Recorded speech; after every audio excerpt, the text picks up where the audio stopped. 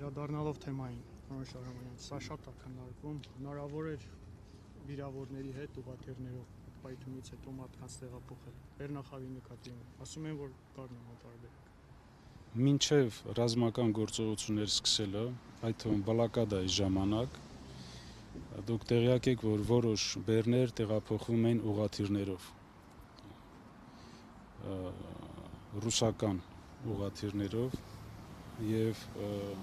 ցանկացած ուղղաթիռ, որը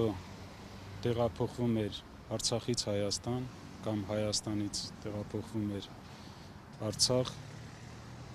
ադրբեջանական կողմից մանրակրկիտ զննման է ենթարկվում։ Այդ թվում բացառություն չէր այդ օրերին սեպտեմբերի 25-ի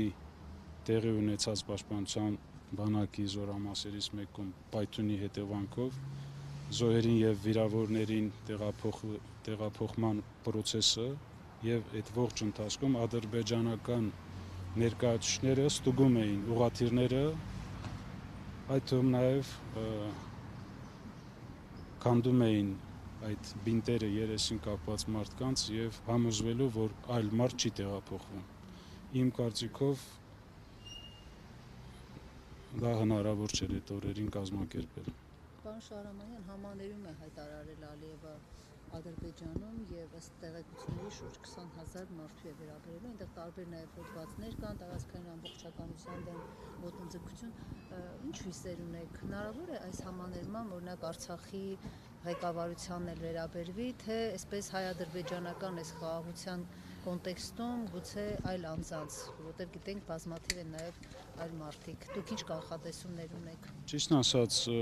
այս բան կոնկրետ տեղեկություններ ես չունեմ, թե այդ համաներումը ինչ չափերով եւ արդյոք կընդգրկվեն դրա մեջ գերեվարված անձինք։